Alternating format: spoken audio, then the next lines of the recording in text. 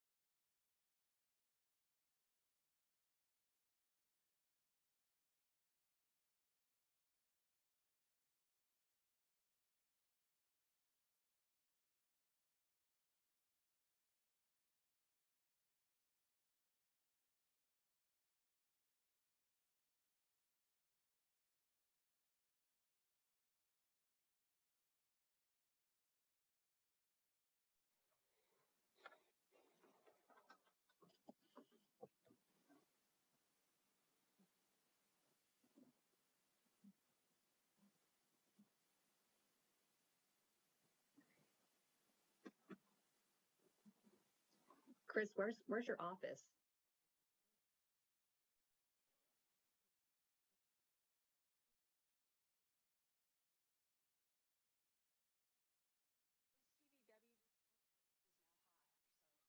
Want to let you know. Thanks, Kelly.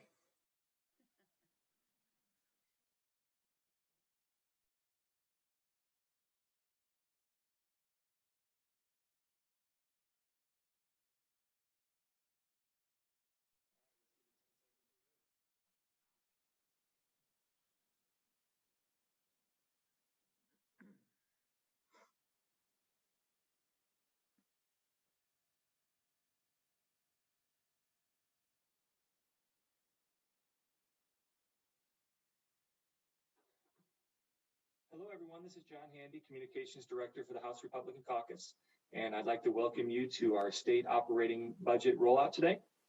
With us today are our budget leaders, Representative Drew Stokesbary of Auburn, ranking member on the Appropriations Committee, Representative Kelly Chambers of Puyallup, assistant ranking member on the Appropriations Committee and ranking member on the College and Workforce Development Committee, Representative Chris Corey of Yakima, assistant ranking member on the Appropriations Committee and assistant floor leader, and Representative Drew McEwen of Union, assistant ranking member on the Appropriations Committee, assistant floor leader, and ranking member on the Commerce and Gaming Committee.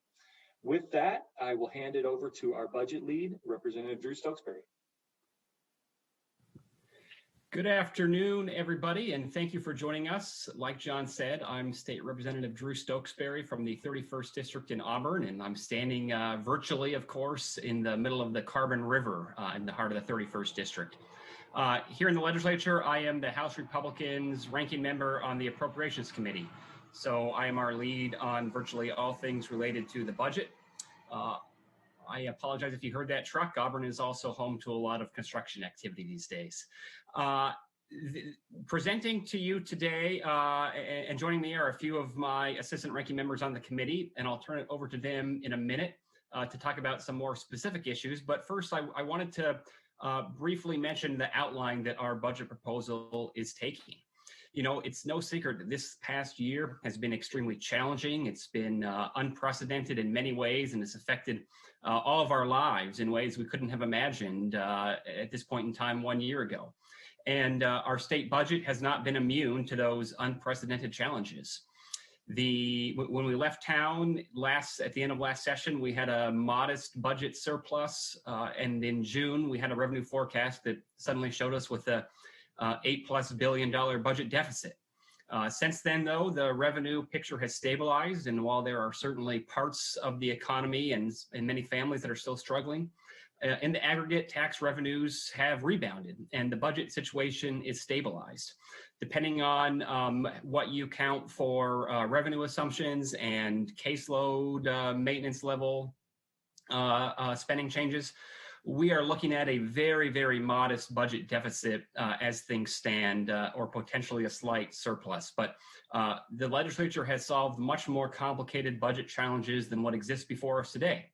And the proposal that we are presenting shows a path forward to fund a lot, if not all, of the state's critical and emerging needs and fund them as core priorities in the budget. And we can do it, as we show, without raising taxes on anybody or anything, and without cutting any critical services that people depend on. All told, this budget spends about $6.6 billion between the rainy day fund and the new general fund.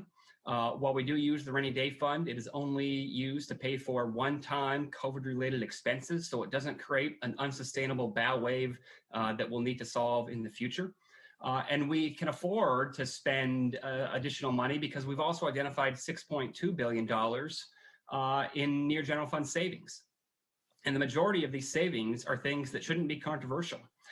It is using things like drawing down additional federal funds or deploying federal funds in a more creative way that frees up state funds, relying on dedicated accounts that have capacity to fund services that should have been paid for out of those accounts all along. It assumes savings that were already generated by agencies over the summer as they held positions vacant or had to delay expanding or implementing new programs. But it also identifies some additional savings areas that we think represent better policies and also better and more responsible uses of state tax dollars. Things like if a WISP study showed that a program has a zero cost benefit ratio or has a 0% chance of achieving positive outcomes, the legislature should revisit those programs. They might have been well-intentioned in their time, but when we have evidence that shows that it is simply spending money without achieving results, we should have the humility to revisit those decisions and chart a better path forward. And when you take all of these things together, we're able to fund some enormous programs that the state desperately needs, things that have failed to be funded for the 6 or 7 years I've served in the legislature. Things like the Working Families Tax Credit. It's existed in law for the last 12 years and never once been funded. Things like additional funding for foundational public health. Our budget proposal would provide more funding to local public health jurisdictions than the governor's budget would, and we don't raise taxes on health insurance plans to do it. We fully fund the Department of Natural Resources Forest Health Management Plan, and we don't raise taxes on property and casualty insurance plans to do it.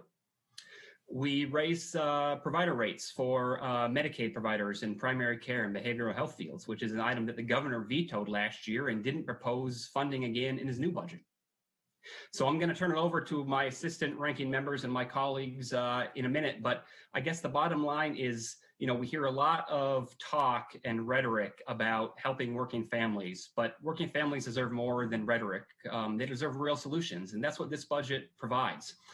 This is a budget that will help the people of Washington, not special interests or government agencies or bureaucracies, but the people of Washington.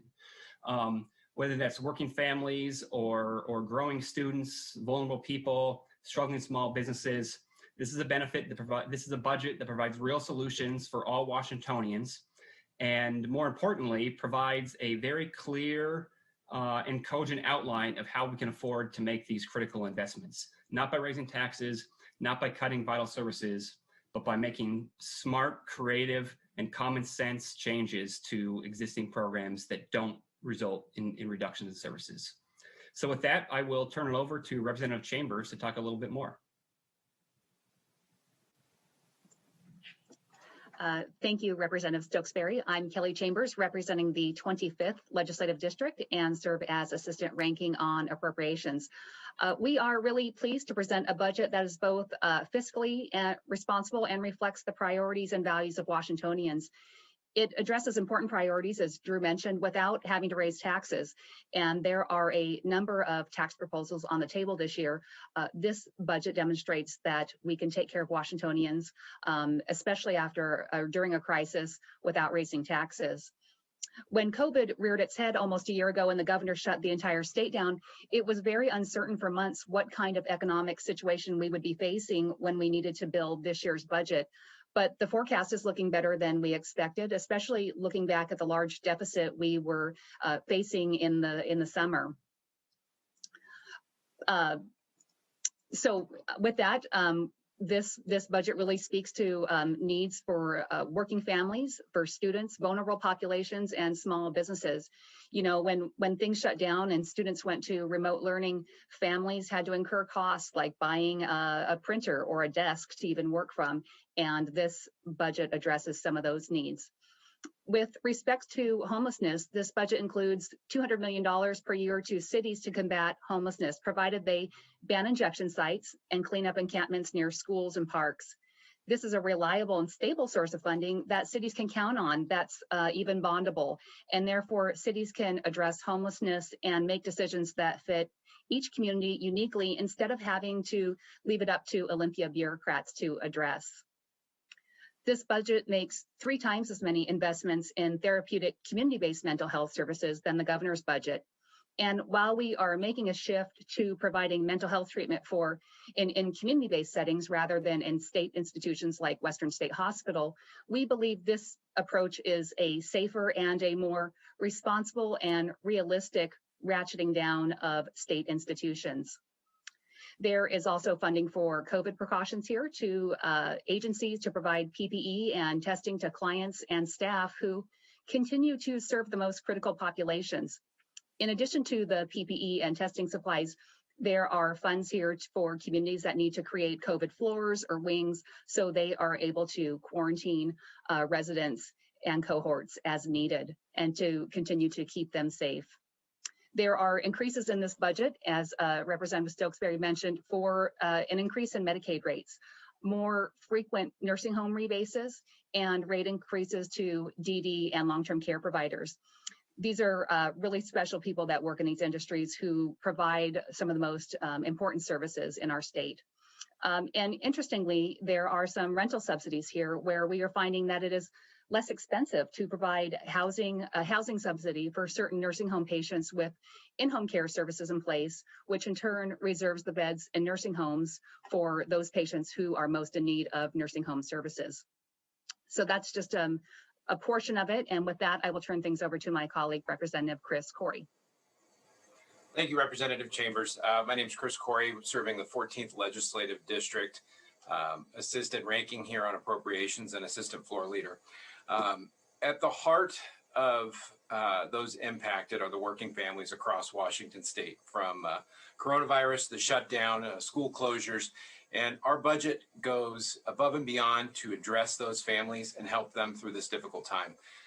First, I want to talk about a $600 million sales tax rebate that we've placed in this budget. And that sales tax rebate will help fund the working families tax credit. First time in 12 years. It's been in law and yet never has been implemented. Now, more than ever, families need more money in their accounts to do the things they need to do to get through this tough time. So we fund that, like I said, for the first time in 12 years. Additionally, we're looking at sales tax cuts for products that families use every day, such as prepared food, pump supplies, diapers, those type of things that cost a lot and really add up to the average working family. Childcare, another huge problem we've seen for years in this state, and the pandemic has only exacerbated. We're taking $114 million for grants and higher rates to keep childcare centers open so working families have places to send their kids so that they can go to work and earn a living. The school closures have been a huge impact to families across this state, but it's impacted those who are in most need of the help. We're talking low income families. And what we've done in this budget is provide $300 stipends to help offset some of the remote learning costs that parents have incurred through this continued closure of our schools. These are just a start. When you look at what has historically been a rough time for our state, our working families are getting hit now more than ever. And our idea for providing real solutions for Washington is to get more money back to people, not through growing government or having another program here or there, but getting money back into their pockets so that they can make the local decisions that we know will best improve their lives. Now, I would like to turn it over to Representative McEwen to discuss some more areas. Thank you. Thanks, Chris. Representative Drew McEwen, the 35th District. Needless to say, businesses have been hit very hard through this pandemic and through the economic downturn that we've seen over the past year. So to that end, we provide a number of measures that address the issues that are facing businesses. A lot of it's revolving around B&O tax relief, including exempting behavioral health organizations from the B&O tax, deferring B&O taxes without penalty, so it gives businesses time to get back on their feet without having to put out that loan. We provide flexibility for renewal of liquor fees. Those are substantially high for the hospitality industry. And then also very important here is that we make it affirmative that businesses that participated in the Paycheck Protection Program loans, that those funds are not taxable under our B&O structure. And that is very important to provide that certainty to those businesses. And again, the hospitality industry has been hit especially hard through this. All businesses have. And, hey, great news. You survived through 2020. Here you are in 2021, hoping to be able to reopen or open more in capacity. But, oh, by the way, the state lost a lot of money through its failure to oversee the Unemployment Insurance Trust Fund. So we're going to step up, take the responsibility, and put $500 million into there to minimize the impact that businesses face. Some are looking at a 300 to 700% increase on that unemployment insurance. It's our responsibility and our duty to backfill that, to take care of that issue that has occurred. That was not the fault of businesses. The pandemic was not the fault of businesses, and certainly the loss of those funds to overseas fraudsters and the failure of the administration to oversee that is not the fault of businesses, and they should not have to pay the burden of that. We want businesses to survive so they can employ people, so employees can provide for their families, and that is crucial in this budget proposal. I'd also just like to mention that it's February 16th and this budget's being rolled out. And it just shows that when you put the priorities in place, you can do a budget and deliver it on time. It doesn't need to take the entire session. And so I just want to compliment Representative Stokesbary on his hard work to get this done in a time frame that allows for it to be dissected and hear from all voices with plenty of time still in session. And with that, I turn it back over to Representative Stokesbary. Thank you. Thanks, Drew. And I just want to add a couple things. First, echoing what Representative McEwen said, if House Republicans were in charge, we would debate budgets in the legislature much differently. And you're seeing that with this proposal before us. Like Drew said, it is February 16th, and we have a fully formed budget framework that we're unveiling to the public.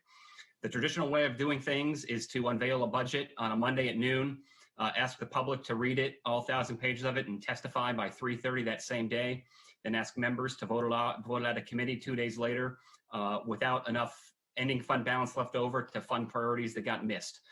It's then sent off the House floor 2 days after that, and leaders retreat behind closed doors to negotiate with their counterparts across the aisle, across the rotunda, excuse me. And then the final version is brought out unamendable on the last or second to last day of session. There's a better way, and that's what we have before us. This is a framework. This is a starting point that we're unveiling to the public in the middle of February. This gives us several months to continue to make refinements. And importantly, there is ample capacity. There is a $750 million ending fund balance at the end of fiscal year 25 in this proposal. So if we overlook something that is important, if we reduced, if we made an agency take a savings that is actually going to cause a cut to a service that people need, we can buy it back. We have ample time and capacity to address any shortcomings that might exist. And more importantly, we have ample time to involve the public and other members in the process. You know, this is also a serious budget. Anybody who has any questions doesn't have to take my word for it. They can go to leap.ledge.wa.gov and see a full budget package with hundreds of pages of detail backing up and documenting every decision that we made, so they can judge for themselves whether or not our savings are actually cuts to services. And my email is public, and I invite folks to contact me if they're worried that we've accidentally cut a service that people depend on. But people can see for themselves that we're not actually cutting services. We are simply identifying some waste and inefficiencies and unnecessary bureaucracy and well-intentioned but non-performing programs that we spend state money on, but that can be reinvested in a better use. This is also a legitimate and serious proposal. The state has a number of needs that aren't fun to talk about, but you have to pay for to make things work. Debt service on new capital budget projects, we pay for. The union contracts, we approve. There is something in DSHS called the shared benefit rule that DSHS had to promulgate over the interim to comply with federal law. That's extremely costly and perhaps not necessarily the best policy, but necessary to continue to draw down federal funds. And this budget pays for that. It pays for every single COVID-related item that agencies requested in the governor's budget, whether that's PPE for their staff and clients or additional facility space to operate in a safe manner. The last point I'll leave you with is I just want to really reiterate how much this budget actually does for working families and for equity. You know, we hear a lot of lip service being paid by the governor and folks on the other side of the aisle about the need for working families. I just came from the finance committee where we passed another tax on working families by taxing their cell phone service. This budget doesn't raise taxes on the working families. It funds the working families tax credit, which is something the House Democrats, Senate Democrats, and governor have never once done. It further cuts the sales tax that is always decried as being regressive. And it also addresses, you know, for all the talk that the governor had about equity in his budget, this addresses the single biggest lack of equity that's facing our state today, and that is the continued anti-scientific shutdown of our public school system. The science and data has been clear for months that it is safe to reopen schools. They have the resources to do so, and this budget provides them the incentive to finally reopen. The opportunity and achievement gap was already far too big, and this body has been working hard to close it. But by continuing to let schools shut down, we're widening that gap. We are watching in real time as a generation of students get sentenced to cognitive and emotional delays, and that is flat out wrong. And we, as the adults and policymakers in the room, should be demanding much better for our kids. This is the equity issue of our generation, and this budget takes a giant step forward towards solving that. So with that, would welcome any and all questions. So I'll turn it over to John Handy to manage that. Okay, let's begin with Austin Jenkins of Northwest News Network. Thanks, John, appreciate that. I wanted to know, can we just run through the numbers here a little bit? Representative Stokesbary, can you compare, if you have it, your spending, total spending to the governor's, to the Senate Republican plan? And then I also just wanted to ask you about the $6 billion in savings.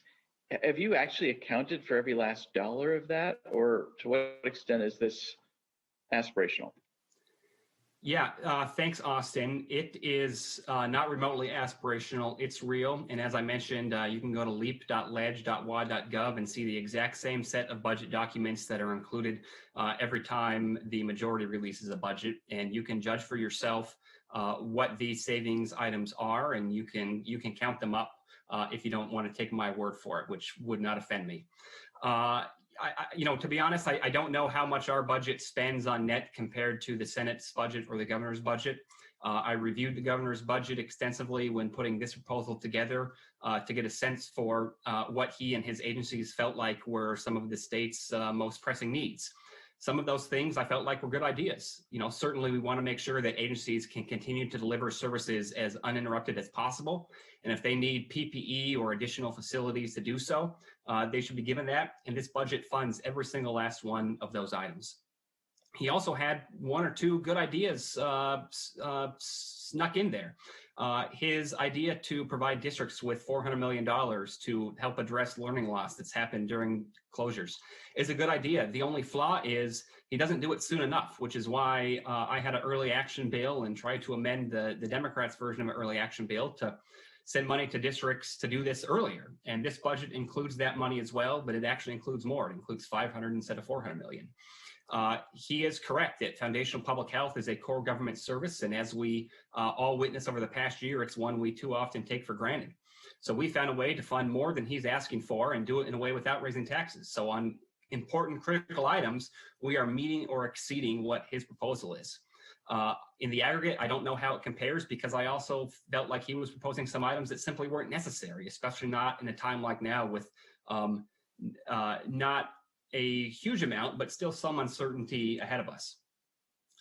In terms of where those $6 billion is accounted for, like I said, they're not aspirational. They are real savings items that are identified. Plenty of them add up to $1 million or $2 million here, and it's like the old adage says, except in reverse: $1 million here, $1 million there, and pretty soon you're talking real money. I have been for years advocating that we do a better job reviewing programs that are funded at one point in time that sound like a good idea then and might not work as well as intended. The legislature doesn't do a very good job at doing that institutionally, but I've spent the last 6 months doing that on my own, and that was how we were able to come up with a little over $6 billion in savings. And about half of these are simply using different fund sources to pay for the same services or capturing savings that agencies have already recognized. So at least half of them shouldn't even be controversial. And I will gladly discuss any of the other half-ish that people have a question about. Austin, do you have a follow-up? No, I guess I just wanted to know what's the total spend in your from your general fund? I'm sorry, Austin, I knew there was something I was missing. In 2019, the total budget would be $51.5 billion. In 21-23, it would be $55 billion, and projected to go up to $58 billion in the 23-25 outlook period. Thanks. So it continues to grow the budget, but at a much more responsible on a much more responsible glide path. The budget has increased by 70 or 80% since the governor was elected. It's been averaging about 14% biennial growth since I've been serving. This budget would reduce the growth to about 4% a year, which is right in line with population and inflation and revenue growth. So we are able to continue to provide services, fund additional services, but do so in a way that doesn't raise taxes or create an unsustainable long-term budget. All right, next we'll go to Joe Sullivan of the Seattle Times. Hi, for Representative Stokesbary, is this an exercise in contrast solely, or are you going to your House Democratic counterparts to see what pieces of this you might be able to sell them on? Yeah, I thanks, Joe. We'll absolutely be in conversations with Democrats to pitch them on this. I think it serves both of those purposes. Worst case scenario, it serves as a contrast for the public so they can compare and contrast the different approaches that each caucus would take depending on who's in charge. I think this also demonstrates pretty conclusively and definitively, in my mind at least, that new taxes simply aren't necessary. We can fund all of the services that people depend on. We can fund many new programs that the state has failed to prioritize over the last decade. And we can do so in a way that doesn't raise taxes on anyone, which implies that if the legislature still raises taxes anyway, it's by choice, not by necessity. But that said, I was sent down here by my constituents to make better laws, not just to make better suggestions. And so I will continue to implore my colleagues across the aisle to take a close look at some of these ideas we've come up with and hope that they're encapsulated in the budget proposals that they roll out later in the spring. Did you have a follow-up, Joe? No, that's it. Thank you. Okay. Next, we will go to Sarah Gensler of McClatchy. Thanks, John.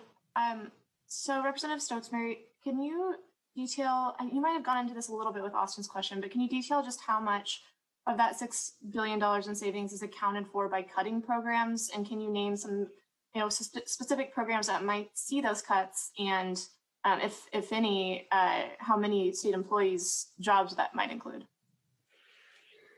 Yeah, thanks for the question. So I would say all total, if you look at only the items that involve reductions, there's about $6 billion worth of reductions here. About $1.8 billion of that simply comes from changing the fund sources that we use to pay for things, which is either going to be drawing down more federal money or using dedicated accounts where possible. None of those changes involve cuts to services or total funding levels. They simply involve funding shifts.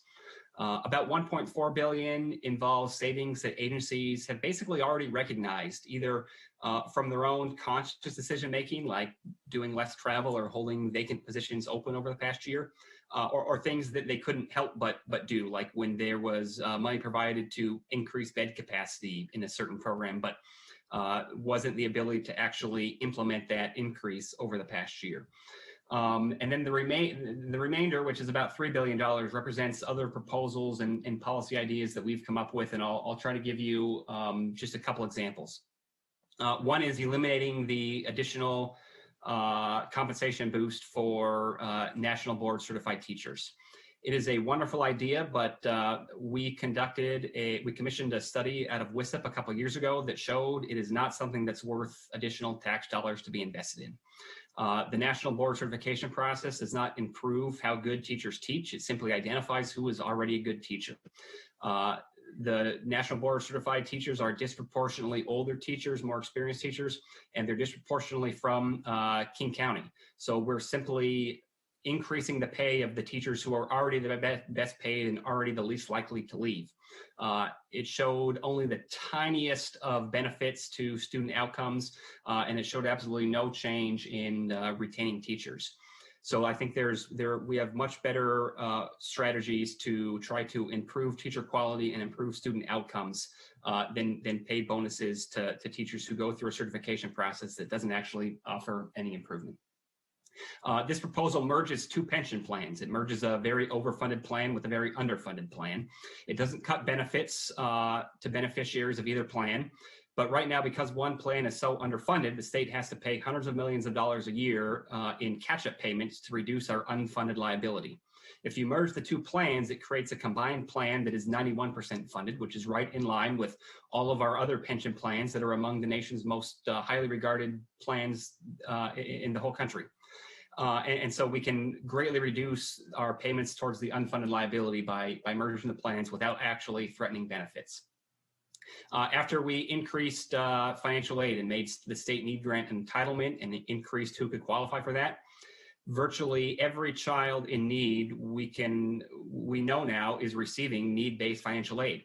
Yet we continued to allow colleges state colleges the ability to grant discretional tuition waivers to students.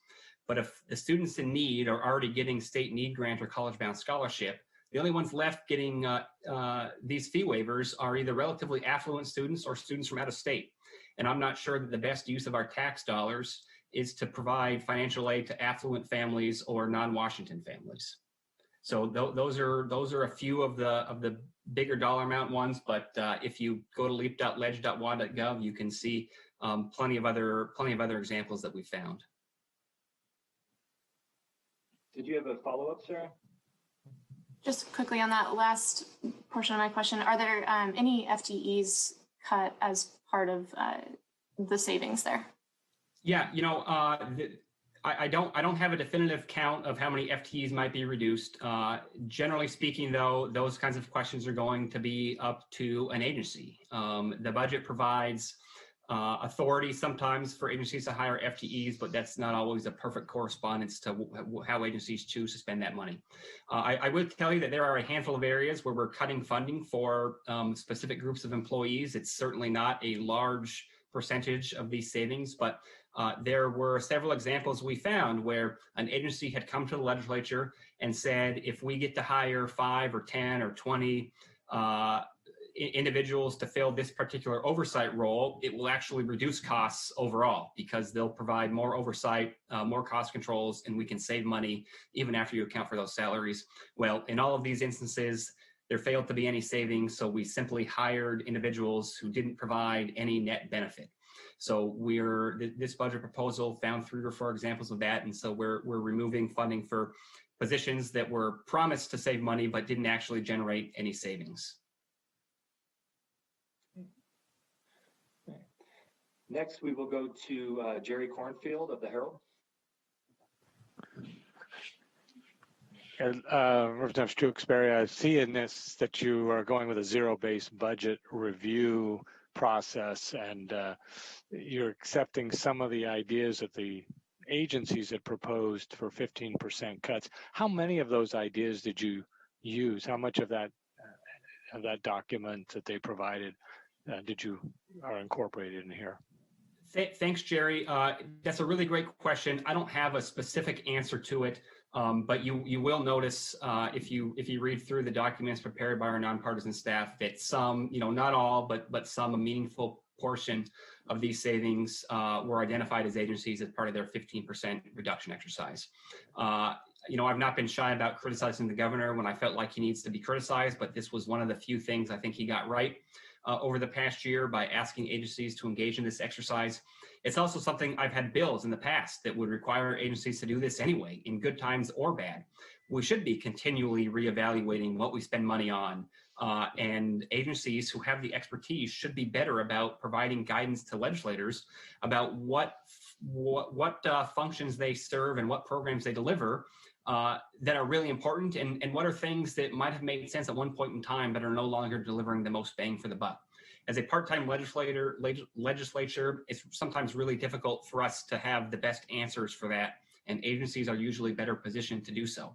So I went through every single one of the agency's 15% reduction exercises from the summer. There were plenty of things that they proposed that would represent cuts to critical services and cuts to people who need those services. We didn't take any of those. We took ones that resulted in reductions to agency bureaucracy, agency overhead, and programs that simply weren't delivering meaningful results. Did you have a follow-up, Jerry? Just quickly, I'm not sure which member would be able to answer this, but does this budget assume savings from the different programs to release inmates early through either earn time or other steps? I think that's a large number. Yeah, another great question, Jerry. The real simple answer is that no. That might be a decent policy conversation for another time. I'm far from a policy expert there, but by and large, I think that should not be part of the budget conversation. We shouldn't balance our budget on the backs of unsafe communities. I think the only savings item we had in Department of Corrections is increased electronic home monitoring for individuals who are already out on work release or parole of some kind. Very modest savings that we included because we believe in the policy, not because it was a way to create savings. But most, if not all, of the other proposals from the governor, I'll let our public safety experts debate whether or not that improves the efficacy of our corrections model or not. But as a budget matter, I don't really have a lot of interest in balancing our budget on the backs of unsafe communities. Next, we will go to Essex Porter. Hello, good morning. A question first for Representative Chambers on something that she had been talking about, but then also a follow-up for Representative Stokesbary. For Representative Chambers, you mentioned that there would be money for families to help pay for the costs of remote learning. I'm wondering if you could tell us more about how that money would be spent, what they could spend that money for, how they would receive that money, how much money they might receive to help with remote learning.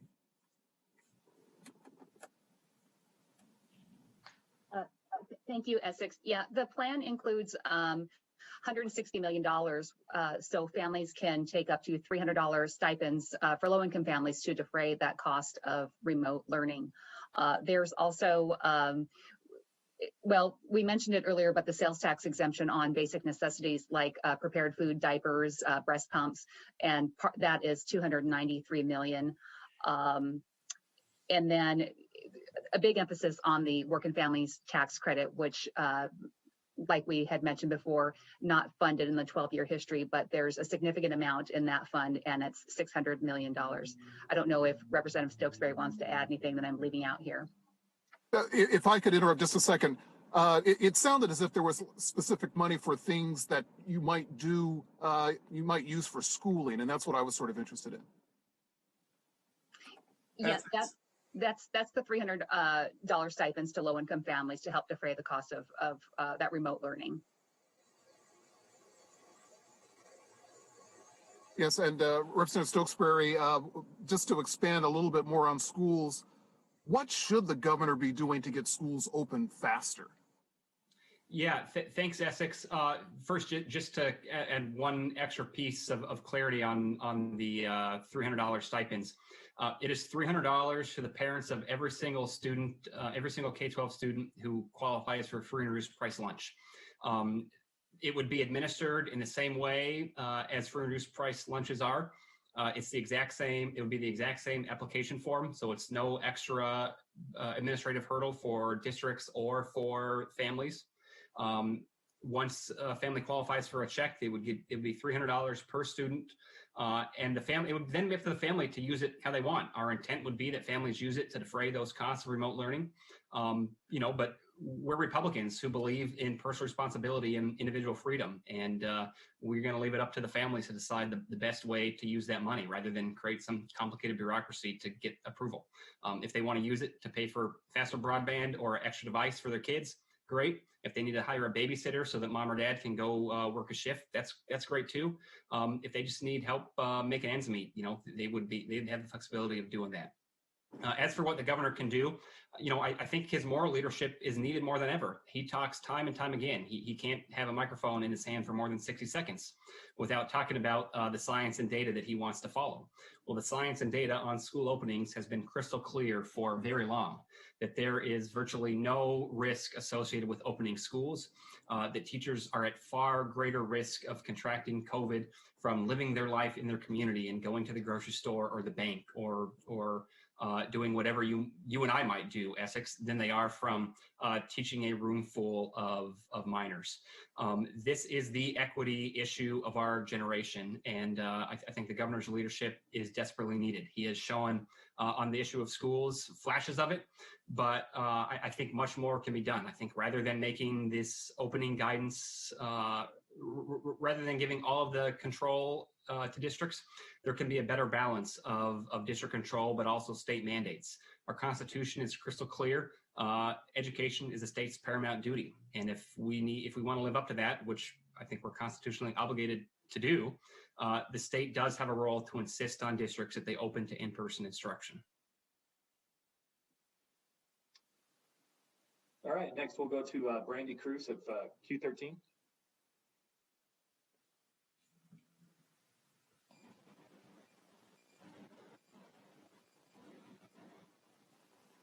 Are you there, Brandy?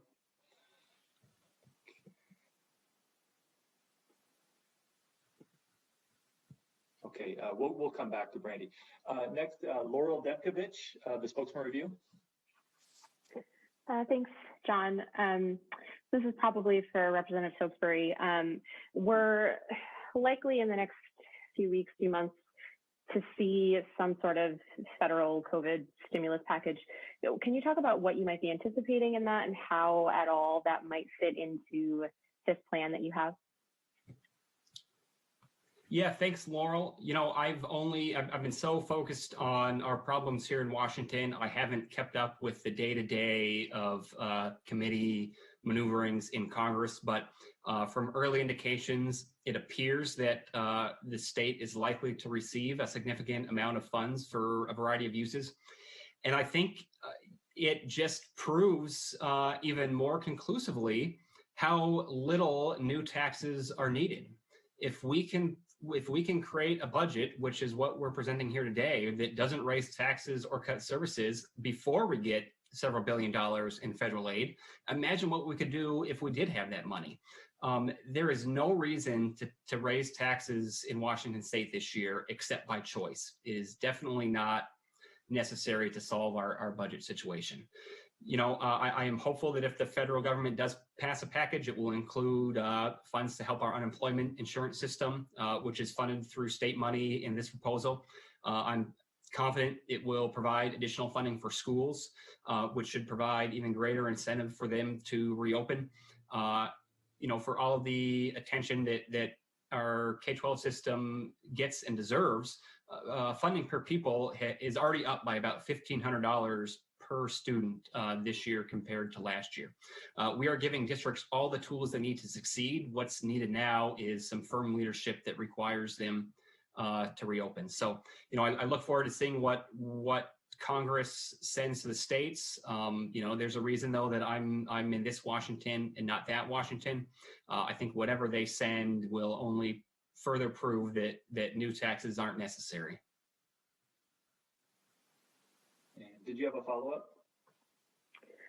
Yeah, just briefly. I'm wondering if you can talk a little bit more about why you released this plan so early when you don't necessarily know about federal funds or an updated revenue forecast or things like that.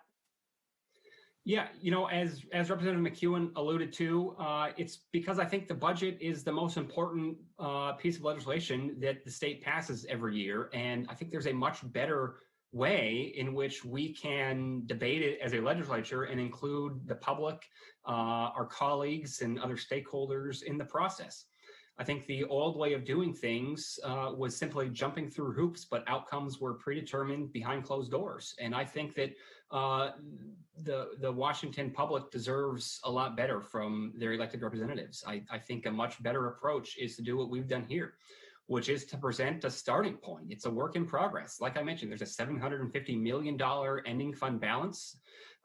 So if there is a critical need that was overlooked or a savings item that would result in cuts to services that we didn't want to make, we have capacity to buy that back.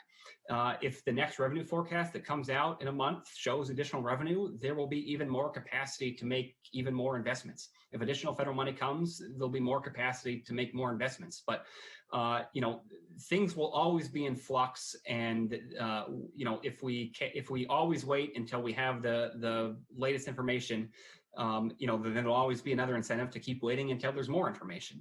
You know, budgets exist on a perpetual basis. And I think this is a pretty reasonable point in time to give the public a starting point that we can focus discussions around. And if the situation evolves and there's more funds available, you know, that's just a win for the people of Washington. Next, we will go to Keith Eldridge. Yes, still working from home on the banks of the White River in the 31st District. Representative Stokesbary, back to what Essex was talking about. In getting schools open, would you be in favor of having teachers be vaccinated in Group 1B, Tier 1, and move them up and be able to open the school safely? Yeah, thanks, Keith. I think that's a great idea. Republican ranking member on the Education Committee, Alex Ibarra, and his Senate counterpart, Republican Senator Brad Hawkins, sent a letter several weeks ago to the governor requesting that teachers be moved up. Representative McEwen has a bill that would require teachers to be moved up in the vaccination process. I had a bill, 1334, that provided a variety of early action spending items using the rainy day fund that would have required teachers to be moved up in the vaccination process. And we offered an amendment on the House floor, Republicans did, to House Bill 1368 that would have required, among other things, teachers be moved up in the vaccination schedule. You know, certainly epidemiologists have a lot of difficult decisions to make because human lives are at stake, and I understand the need to get this right. But there's a downside of letting perfection be the enemy of the good. I think that's how the phrase goes. In that if we delay too long by trying to come up with the exact perfect prioritization scheme, we waste time and we allow more people to go unvaccinated. And if vaccinating teachers is the difference between opening schools and not, I think when you balance all of the benefits and harms, and consider, not just vulnerable populations, but also our vulnerable children and how badly they need schools to reopen. I think moving teachers up in the vaccination line is, very, very sound policy if that's what it takes to open up schools. Thanks. I'm good. Okay. And then I believe the last question will go to Hannah Scott. Hi, this is for Representative Stokesbary. Can you speak some on what the budget includes regarding homelessness investments? Yes, thank you, Hannah. I wanted to highlight this again. Representative Chambers mentioned it, but I think it's so important. It's worth repeating. The governor's proposal invests some money towards homelessness, but it would peanut butter the money around to the same programs using the same strategies that we have been doing for the past several years, as we've seen homelessness climb by 240% over the past 3 years. There is, like many of these things, there is a much better way. The people of Washington who have to live in these communities where there are so much visible homelessness, I think deserve safer communities as well. And the solution we've come up with is a way to deliver money directly to cities and counties to the tune of about $400 million a biennium that would be made available to any city or county who agrees to two simple things. Enforce no camping zones within 1,000 feet of schools, parks, and playgrounds, and ban heroin injection sites. If cities can agree to those two things under this plan, they would stand to get $400 million a biennium that they could then use however they wanted, whether that's services or shelters or some combination thereof. They simply need to agree to two very baseline policies, and after that, it will be up to local jurisdictions to decide what's best for their communities, not Olympia bureaucrats. It's a plan that provides local governments with the resources they need to fix the problem. It puts the state's skin in the game so that cities are improving their services together rather than risking one city improving more quickly than another and becoming a magnet. I think it represents a way to tell our constituents that, we're no longer just going to continue to throw money at the problem. We're going to demand results in the form of safer communities with no encampments around parks and playgrounds and no heroin injection sites across the street. Did you have a follow-up, Hannah?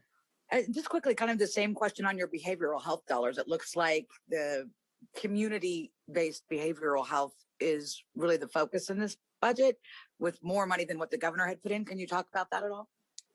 Yeah, another great question. I think everybody in Olympia, the governor, all four caucuses agree that the correct approach is to drive more funding out to community-based options and reduce our reliance on the state hospitals, which are a very outdated and inferior method of delivering care to those who need it, and also just an absolute waste of taxpayer dollars.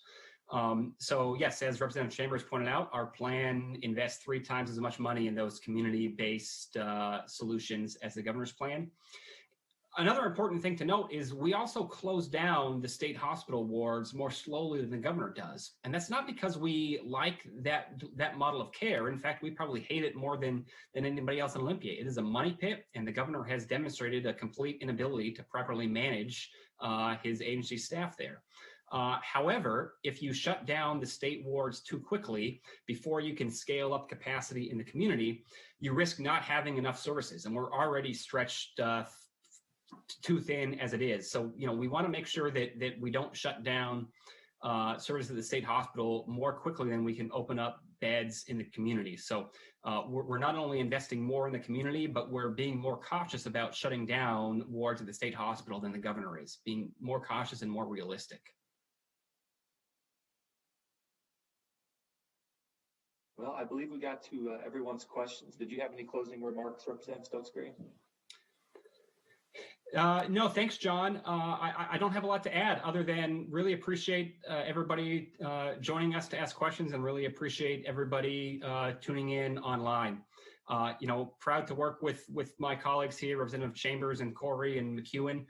They're the assistant ranking members on House Appropriations with me, and they do a great job helping develop budget solutions. And what you've seen here is the approach that House Republicans would take if we were the ones in charge.